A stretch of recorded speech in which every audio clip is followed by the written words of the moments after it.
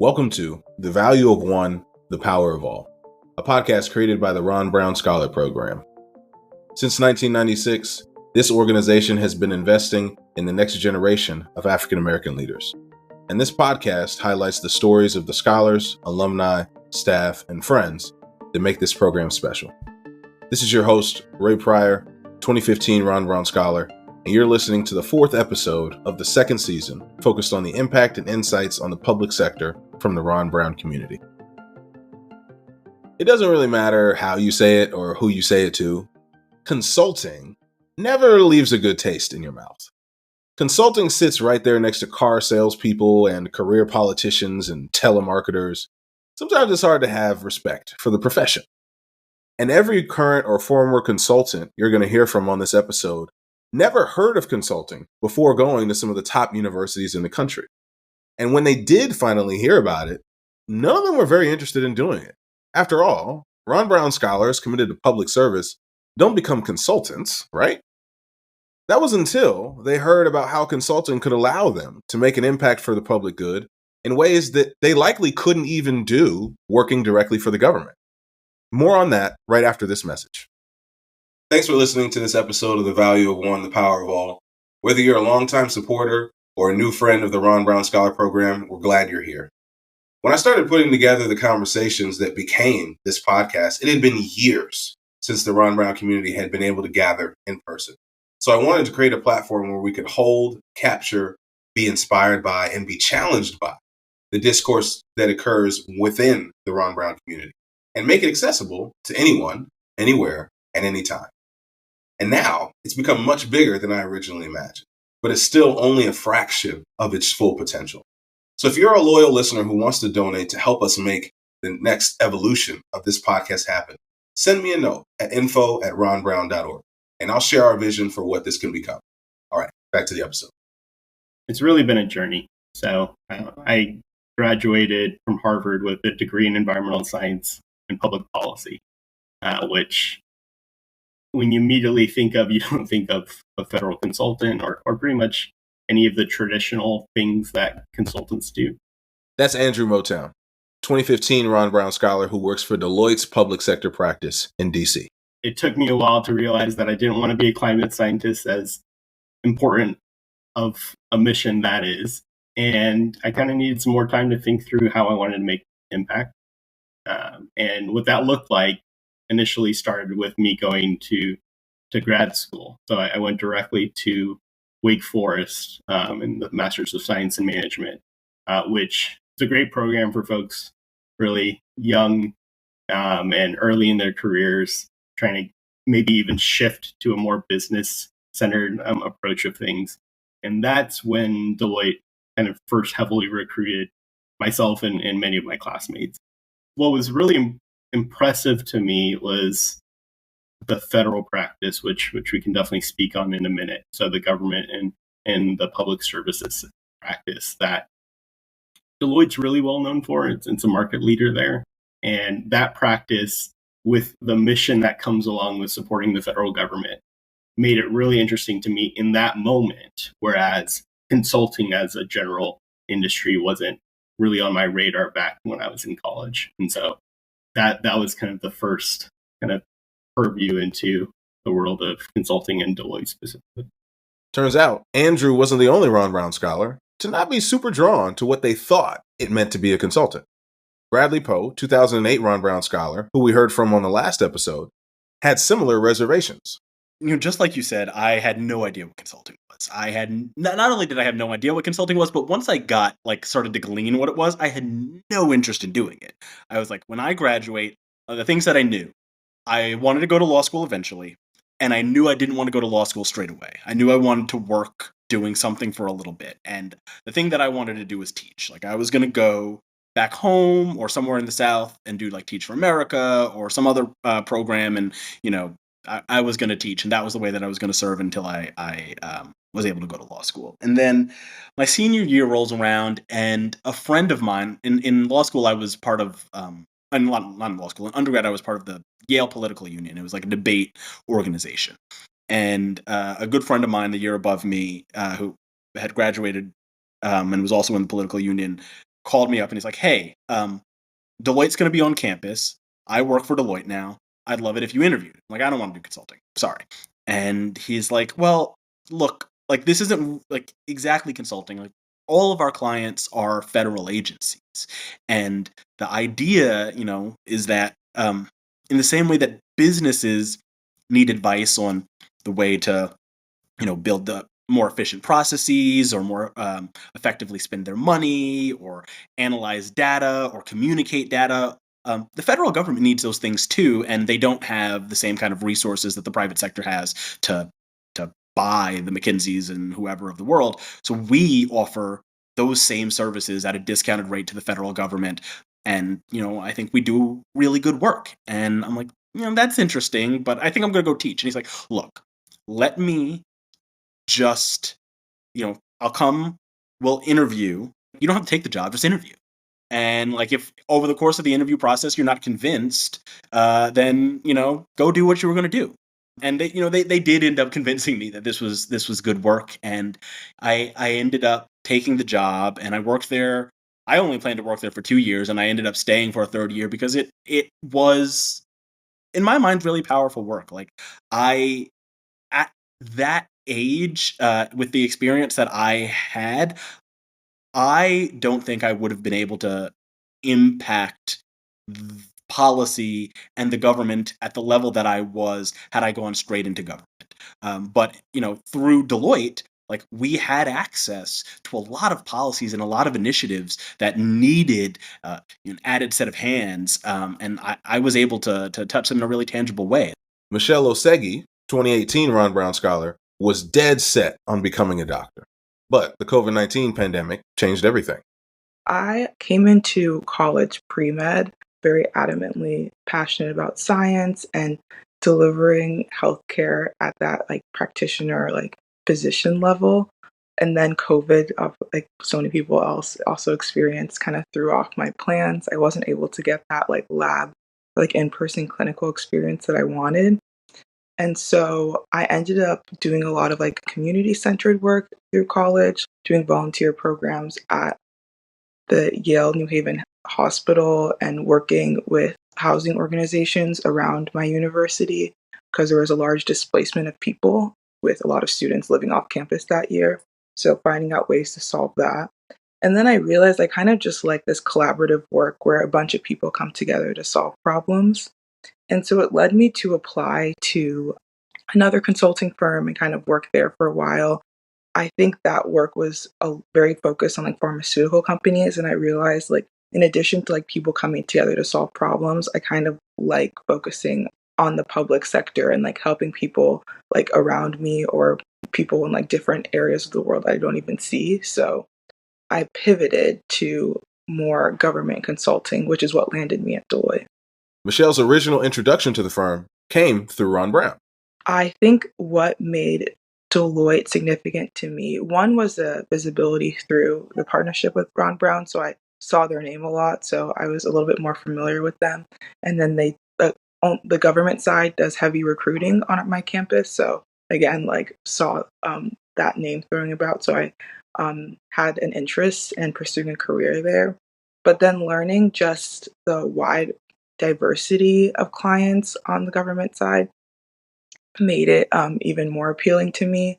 Sean Means, 2014 Ron Brown Scholar, was yet another aspiring public servant that was trying to find a way to make a difference. And the partnership between Deloitte and Ron Brown played a big role in his decision to work for the firm. I first learned about Deloitte actually from the Ron Brown Scholar Program, in the sense of we partner so much with Deloitte. There's so many different events, their partnership with us. And so that was kind of how I got my introduction into Deloitte. But even from that point, I still didn't truly know about what Deloitte truly did, other than I knew they were a tax firm, knew they did some consulting, but I didn't know the full details of it. But so that's kind of the baseline introduction. And then I was an undergrad and I was in my senior year undergrad in college, and I was trying to figure out what's coming next. I had heard about consulting, and to be honest, I was like, yeah, that doesn't sound like what I'm going to do. I was like, it sounds kind of cutthroat and also very stressful and not good. hours, and I was like, and I'll just be making more money for corporations. And I was like, maybe not what I really want to do. And then, actually, through again the Ron Brown Scholar Program, I found out about more details of like government consulting with Deloitte. And I was like, okay, this seems interesting. I could do consulting, problem solving for government agencies. Maybe this is something to like explore. 2025 will mark 10 years since the beginning of Deloitte's partnership with Ron Brown. And since then, 67 Ron Brown scholars and captains have worked there to date, either through summer internships or full-time roles. Brian Siegel, longtime principal at Deloitte and member of our board of trustees, plays a big role in keeping that relationship strong. I originally thought of Deloitte as just one of the big four accounting firms, but it couldn't have been a coincidence that so many Ron Brown alumni found Deloitte specifically for their government consulting practice. I asked Sean what made the opportunity stand out. The gist of it is, wasn't going to do consulting. Was like, nah, I don't think this is for me. Learn about government consulting, and it's like, maybe this does align with my passions. I was a political science major, history minor. I wanted to do something in government, public service oriented, and wanted to do purposeful work, but wasn't sure quite what that meant coming out of college, what roles could do that, what roles could fulfill that. And Deloitte gave me that opportunity to be able to do some of that work, to be able to problem solve and to face and tackle solutions, but also to do it in a way slightly different from government, where sometimes in government things can go really slow. It's like a lot of time in. You have to wait your time. It's like you wait 5 years to like be able to have any impact, and then you wait a few more years till you've made it to a certain role to where then you can make decisions. I found consulting was, for me, really useful and really great because it allowed me to make those changes and start working on things from day one. It wasn't, oh, you just have to wait a few years and then you'll be able to actually like contribute. It was, we're asking you questions. We expect you to have thoughts and to give feedback and to bring your insights and nuances, but also to be listening around the table and to figure out ways that we can pull in so many different ideas to make a strategy. And it was really great getting that opportunity to be like, I don't have to just wait. I don't have to just wait out my time to where I'm quote unquote in a role of power to make decisions and to make changes. I have the ability now, and I have knowledge, and I have experiences, and I have expertise that I can bring into this to help inform decisions. And again, you don't solve everything, but you do get a seat at the table, and I kind of like that aspect of it. Michelle knew she was passionate about a variety of issues, so this role fit what she was looking for after graduation. Whereas Deloitte, like different projects year to year, you could be working for housing, you can be working for energy, you could be working in the federal health sector. So you're going to get that like diversity. If you're someone who has a wide range of interests or like passions or pursuits, I felt like it was very fitting for me because at the time, 22, graduating college, I didn't know exactly what I wanted to do. So going into government, you'd have to commit to a specific agency, I thought. So I wouldn't get that opportunity to try out, sample, and see like where my calling was in the public sector. Even if I had an idea that it was federal health, like I couldn't commit. Like there's so many federal health agencies, so I would have to still like select one. So that's why I like the idea of consulting and working specifically in Deloitte's government sector, so I can get that diversity. Idris Mitchell, 2014 Ron Brown Scholar, embraced the breadth of options too. I had a really great experience interning at Deloitte in the public sector practice. It was really quite dynamic. I got to work with some really interesting clients and kind of see what the work is. And the work is so varied, right? I mean, there's international work and there's domestic work. There's healthcare work. There's work with universities. There's work with state and local entities. There's work with defense organizations or intelligence organizations. There's work with the military. It was almost like every single sector. What I did understand, and this was taught to me by a mentor, is that any single sector that I wanted to engage, any type of organization, more than likely we engage them in the public sector practice, right? So if I wanted to do housing work and support HUD, for instance. Maybe that was my interest, and I was really cared about urban housing and or development and or making sure we are addressing those kind of rates of homelessness. Or that could be my adjustment. If I wanted to work with veterans, I could engage projects that would work with veterans, their health, and the health administration, VHA. If I wanted to work with universities and how they're managing their entities, I could do that. I was curious to hear more about the types of projects that they were all working on. And fortunately, unlike most management consultants, they were actually able to share some of their favorites. One example of something that I worked on was a component of Obamacare. This one idea that was floated when Obamacare was in Congress, that there was going to be a public option that, like, in addition to private health insurance, there was going to be a public entity, kind of like Medicare or Medicaid, but for everyone. And through the politics of it all, that public option was axed, and it didn't make it into what was passed. But what did make it, this thing called co-ops, these healthcare co-ops, and these were entities, nonprofit entities that were going to be funded by Obamacare. They were going to be set up by states and localities all across the country. And the idea would be that they would be health insurers, but they would be prohibited, if they took money from the co-op program, they would be prohibited from turning a profit. And any of the money that they either made or took had to be funneled back into service for the communities that they were providing health insurance for. And so the Obamacare, the Affordable Care Act, set up like 28 of these around the country, gave out millions upon maybe billions of dollars, hundreds of millions of dollars at least, to set up these co-ops.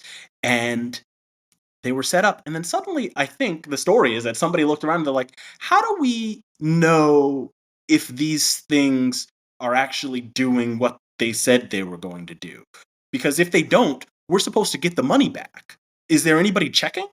And, everybody looked around and they're like, no, I guess there isn't. So they came to Deloitte and they said, hey, can you build a program?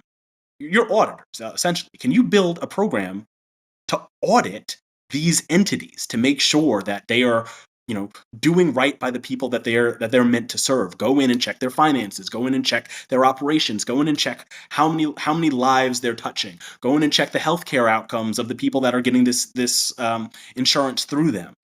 Make sure that, like, they're not retaining any profits and that money is being placed back into the product that they're offering. And so we built, over the course of a year, we built an assessment program and went into each one of these entities, interviewed their operators, spoke to people that were getting the service, and drafted all of these reports for the government, grading each of these entities on how they were doing on meeting the mandate that the law set out for them. And, it was really powerful, and like we were saving the government money, and we were hopefully helping to produce entities that were, really, in an ideal world, changing lives. And I did that for a few years. I worked on a few other projects as well, but that was the one that stuck with me just because, it was Obamacare. It was a really important time in the administration to get that policy right, and that I was able to touch it in a small way, but in an impactful way, meant a lot to me.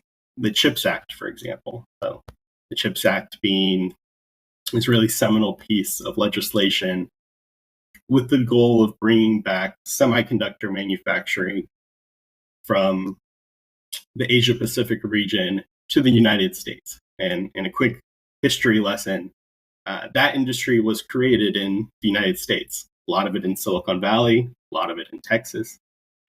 And for many reasons, diplomacy, economic reasons, kind of international trade reasons, we've split that industry up, and we honestly have a heavy reliance on Taiwan and in parts China. But as a part of that entire kind of effort with the CHIPS Act, I've had the privilege to help shape some of those pieces of R&D leadership that we expect to have in the United States.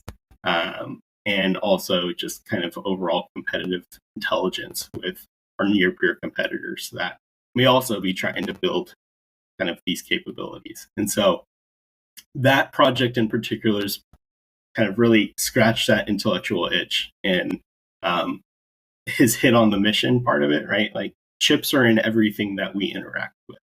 I feel like I sometimes feel tempted to break apart my phone and just look at what's inside. But like a singular chip within there has the computational power of many, many millions of the TI-84 calculators that we might have been using back in high school, for example, right? And so it's just the pace of innovation is so exciting. And to be a small part of kind of how we might bring that innovation back to the US and keep that innovation going for decades on end has been one example of a project that I've spent the last kind of year and a half diving into pretty deeply and developing my own expertise around. There's a program in the federal government called Medicare Advantage. And it's the idea, traditional Medicare is, like I said, it's a public option. It's a public insurance program, and it gives people over the age of 65 basically all of their health insurance covered. And the federal government pays the doctor or the hospital for whatever operation the enrollee needs. There is a separate program called Medicare Advantage, and it's a mechanism by which a Medicare enrollee can actually use their Medicare money to pay for a private option, to pay for Kaiser or Humana to actually be the one that runs their insurance. So they're still getting federal funds, public funds, but it's being managed privately. And the idea for Medicare Advantage is that if a private entity is driving down, is taking the federal funds, they'll drive down costs because they have better operations, whatever it is. Who knows if that's actually true? But people really like Medicare Advantage. They really do. The complication, it seems, is that the money goes to Kaisers and Humanas of the world, and the way that they get paid essentially is they have to report to the federal government what their enrollees needed. So if an enrollee needed a heart transplant or diabetes medication or whatever it is, they mark this on a piece of paper, and that gets sent to the federal government, and the federal government reimburses them for whatever they paid. What the federal government was finding was that there was a lot of error in the way that these private insurance companies were reporting what their enrollees actually needed. And if you followed the paper trail all the way back down to the doctor's diagnosis, it often looked different than what was reported to the federal government. Who knows why? Maybe it was error, maybe in some cases fraud. We don't really know what it was, but it was something that the federal government was very interested in, not necessarily like defining or in any way going after the money, but like figuring out what the parameter of the problem was, what the universe looked like. And so they came to Deloitte and they said, can you set up a data analytics tool that could tell us how much error, what the error rate is on these requests from these private companies, and B, maybe could you do some analytics to predict what it'll look like based off of decades of past error rates for each company?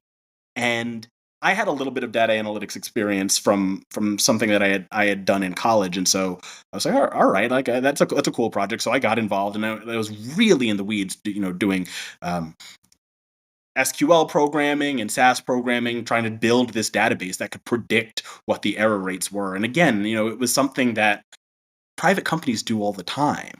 They use data analytics to save themselves money and improve their operations. They have whole armies of people working on it. The federal government doesn't always, at least not all of these agencies. And it's a shame because they're operating with taxpayer dollars. Like this is your money and my money that's going to run these programs, and we want to make sure that they're being run effectively. But B, we also want, these are programs that are in an ideal world doing something good, doing something that we want, doing something that is beneficial for the entire community. And it was exciting to get to work on that, one as well, because it did feel, whereas the Obamacare project felt like real government policy. This felt like, whoa, like we are giving the government something that, the Googles and the Amazons of the world, they're using every day. Like this is powerful stuff for predictive analytics. And so it was exciting. Like my fellow scholars, I had no idea what consulting was before college. And even once I learned about it, I had a fixed idea of who it was for. Econ majors and recent MBA grads. I watched House of Lies, and I just assumed nearly everyone fit that stereotype. I think importantly, when most people think about consulting as a profession, they think of it as a profession of advice. And the way that kind of our leader of the Deloitte practice, Dan Helfrich, kind of posed it is there's going to be a pretty big shift in that. So we're always going to be advisors at the end of the day, but that might change, and it has changed over the last few years.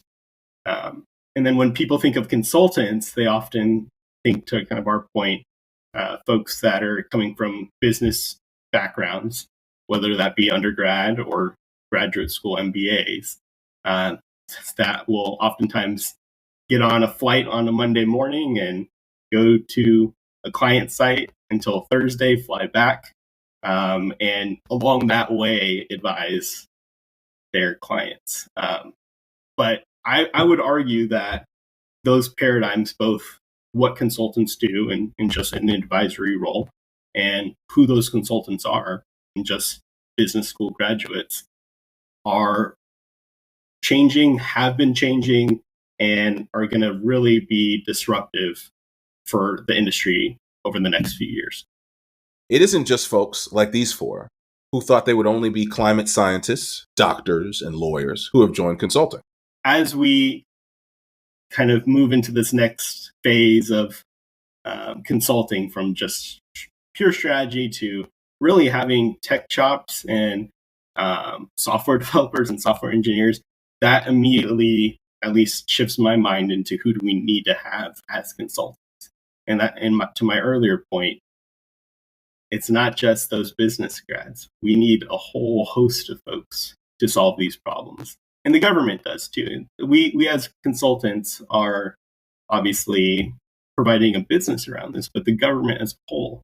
I have many colleagues and friends and people within Washington, D.C. and elsewhere that are working on that side as well, helping the government understand who's out there from these universities that they can hire, or from industry that have tech chops, either software engineers or have a variety of different backgrounds that could be beneficial, that might not be the first choice, right? So when we're thinking of engineers, or we're talking about power grid management, for example, when we're talking about the Inflation Reduction Act and all of the electricity that we envision having to be managed with electric vehicles and our decarbonization efforts. And so there's a whole host of folks that wouldn't traditionally be titled consultants, at least within the federal government, that we constantly are bringing on, one, for their expertise, but two, because the things that we're delivering to our clients, and our clients being the federal government, are changing quite drastically. As Idris articulates, if big corporations need help to solve their biggest challenges, why wouldn't the government? Google, Facebook, FedEx, I don't know, just major entities. We see them and we think like, wow, there's just so much going on. They have so many offices that are constantly innovating. But often we have to recognize that all that innovation, all those ways that they're managing things, maybe for what they're calling their clients, so paying customers, the government is doing for everyone who is a client. The government's clients or clients is the public, right? And so it's everyone, right? And that's different. You know, if TikTok's clients are maybe a certain demographic, that's who they're really shooting for. The government must manage and deal with every single demographic, because those are their clients. And so in order to do that, that's a tremendous feat. And the public sector practice, I like to say, helps support, improve, and innovate with the government, alongside the government. It isn't just that they may face similar issues. The sheer scale and implications of both success and failure in the public sector warrant bringing together the brightest minds from all sectors to the table. So there is no private healthcare system that is maybe larger than one of a client that I engage. Right? They service more people than anyone else. The timing of this season, focused on the public sector, was very intentional with the upcoming elections, because with it will come a shift in priorities. DC can sometimes feel like one of those transient cities. When there's a change in power, there's a lot of folks moving out and a lot of folks moving in based on whoever is elected and whoever is appointed. Because of the virtually guaranteed turnover in certain roles and departments, it made me a little worried about the lack of stability to see some major projects through over many years, even decades. It turns out having consultants nearby helps smooth out some of those bumpy transitions. We are trusted advisors, but we also provide solutions in the form of technology platforms, data that the US government might not have access to. And most importantly, we kind of provide this continuity of knowledge and partnership from administration to administration. As we're going into a new election year, obviously there are career staff within the federal government, but as a consultant firm that not only operates within one agency, but across many of the agencies, we have that institutional knowledge that we're able to bring from project to project, from client to client. Sometimes our government contracts can be quite long. And so Deloitte could be there longer than some of like the analysts. So having that, long-term presence can be beneficial. And then also because we like cross collaborate with different agencies. So if something that works really well, like maybe with operations in one agency, and like we can bring that knowledge and expertise to another agency and apply it there. And even like sometimes cross public and private sector. So if we have a commercial consultant come over to our government side, they could be like, oh, when I was working with this business, like this is something that they did really well that I think could still like work here on the government side. And so having that just like long-term knowledge, we have our own ways internally where we do things that we can also share with our clients is probably like the most beneficial thing that I've noticed, especially for me, because when I don't know how to do something, I can like just as easily turn to people on my project, but also like some of my peers and colleagues and ask them like, oh, how would you approach this and how would you do this? And they already have examples, resources I can go to that where we've done it before, because we're so large and we've been around for a decent bit that like most problems like we've experienced before. So it's not like reinventing the wheel or doing anything from scratch, which has been great. Sometimes there are, as you said, individuals who are appointed or appointees based off of the administration, right? And so what that means is that they may not have been necessarily in that federal agency prior to, or they were in a different space or whatever the case may be, but now they have an executive leadership role. And so in order to help them both exact their own mission and their own goals and their own agenda, it helps to have consultants and or individuals like ourselves who've been there maybe with the agency or been supporting the agency for quite some time. It helps to have institutional knowledge, essentially. So if you come into a new role, it's great to have someone who's like, oh no, we've been here 10 years, 15 years, etc. Here's what's happened. And now it's up to you to determine how you want to shape the narrative and shape the direction of the organization, but we can continue to support you in the best ways possible. A lot of the work of the federal government, thankfully, isn't impacted as much by politics.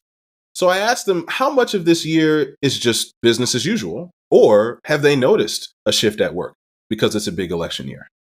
Yeah, we're government practice. Like Deloitte's a big company, but like part of this practice is government. So changes in government affect us. Like changes in government affect everybody.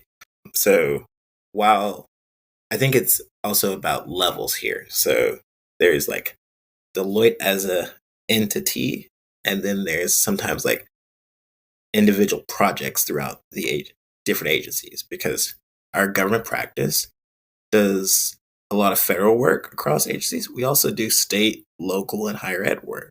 We're all across the government, and so any change to administration, any change to policies, like affect how we operate, how we have to work with these agencies. When different administrations come in and say, like, these are our new priorities, these agencies have to change their priorities. They have to change their focuses, which directly affects what projects that they're trying to prioritize or move forward with.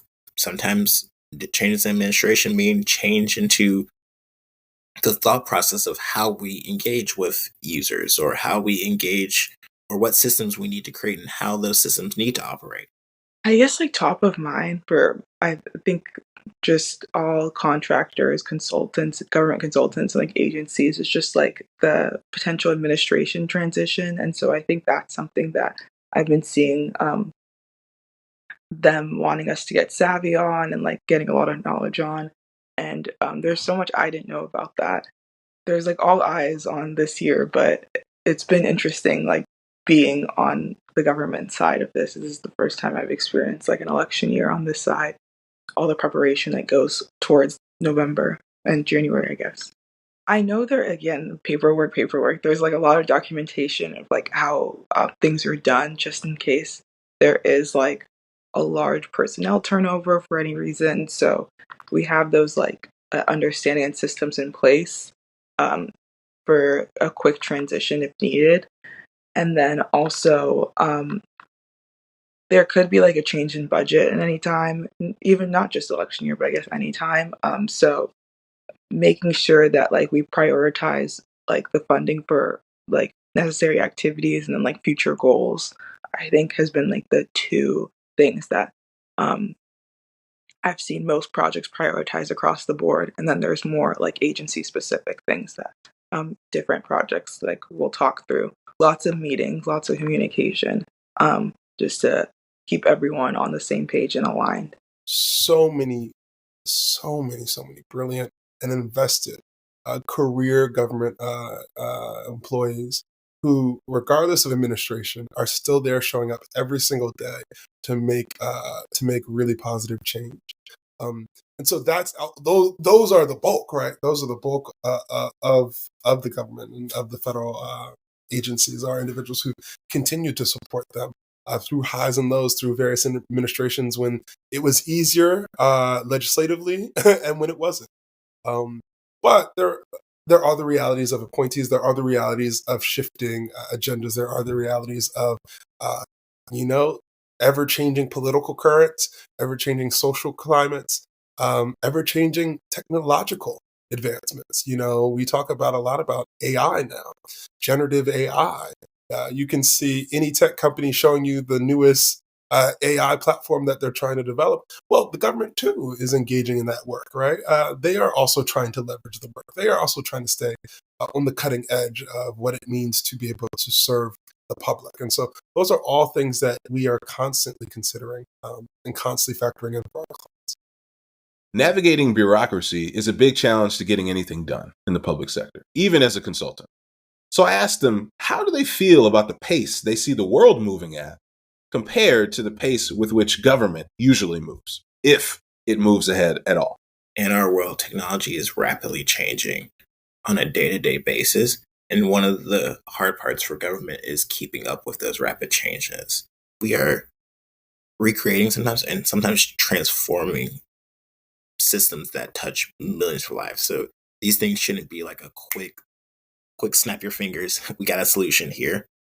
But they also shouldn't be, it takes me a decade to 2 decades to get these solutions out, which can sometimes be the factor of government bureaucracy at times. And one of the great things about consulting is that while we don't want to have snap decisions, snap solutions, we can bring scale to things. We can test run things that we've seen in other places and bring that solution here and say like, hey, you don't need to recreate the wheel to get this job done. There are samples here, and we can pull these samples together to make something that would have taken you maybe a decade to get done, able to be managed in a couple years. And again, with the acceleration of technology, it's really important for government to be able to stay as close to up to date as possible. Again, we're working with legacy systems that haven't changed for decades, while the smartphone has revolutionized our lives altogether. And there's systems that still are working off of fax machines. I guess from my civilian lens, I'm like, man, it would be really cool if we could just take this and run with it. I'm more of like a risk adverse consultant, so I'm like, let's take the time to like do the right steps. But it's always really interesting because usually Deloitte has the resources to make things happen really fast, whereas our government clients may have a different pace than us. So when they bring us in, it's sometimes interesting finding that balance and working with them. So we still are like not like pushing them too hard and like trying to implement all these changes, but like very realistically, like bringing change without that organization. So I would say like sometimes when I'm like, man, like this would be really cool if this could be done by the end of the year or done by the end of the month, more people can get whatever access or information that they need. But when I'm working, minor mistakes could, ruin infrastructures or etc. So I kind of understand the hesitancy. To wrap up, I asked them about how they make sense of the work they do, having a title in which most people will just lump them in the category with all of the other consultants they know. So sometimes I think it's easy for people to say, oh, you're in consulting. They almost think it's commercial or it's so corporate sellout-y of sorts. What are you doing? Flying around, clicking on your laptop here and there, charging things and having no, I think there are really dynamic ways, I will say, in which I felt like I was making an impact. I was really contributing to something that I would want to have happen in my communities and those outside of my community. Consulting's not the end all be all. It's kind of a method of impact. And so that's how I found kind of my personal happiness and fulfillment through the work that I'm doing. It's by surrounding myself with other kind of like-minded folks that are intellectually curious. And two, it's realizing that this is a vehicle that I can impart change. And I'm, as someone who has relatively few years compared to the industry in the field, like I'm being able to sit at and impart my own opinions on judgment that will last long after that. I may even be in consulting, or I may even be working with a certain client. And with the government work that we do, these are lasting decisions. Administrations can change, but oftentimes some of the policy that's set based off of the research that we do is lasting for 5, 10, 15 years and is iterated upon by more and more people that share those same values of passion, mission, intellectual curiosity. So that's exactly what gets me going. Public service can look like a lot of different things. It can look like running for office from episode 1. It can look like being a great attorney from episode 2. It can look like fighting for real answers to society's biggest questions as a researcher from episode 3. And it can even look like being a consultant, as highlighted in this episode. Regardless of the role, Ron Brown scholars are always looking for the best way to make a difference that fits who they are. And luckily, they have each other to look to for inspiration. Thanks for listening to this episode of The Value of One, The Power of All, a podcast created by the Ron Brown Scholar Program. If you want to hear more inspiring conversations like this one, don't forget to click subscribe on your favorite podcast platform. And to learn more about the organization, check us out at ronbrown.org.